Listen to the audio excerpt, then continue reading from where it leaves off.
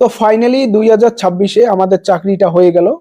আগে আমাদেরকে লোক বেকার বলতো, কিন্তু এখন আমরা আর বেকার না, এখন আমরা বেকার ভাতার চাকরি করি, যেটা সরকার থেকে মাধ্যমিক পাস ছেলেদেরকে দেওয়া হলো।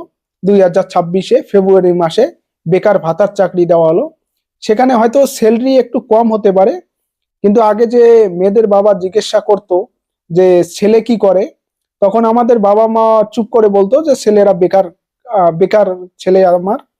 তো এখন আমাদের বাবা মা বুক ফুলে বলতে পারবে যে ছেলে আমার বেকার না, বেকার ভাতার চাকরি করে।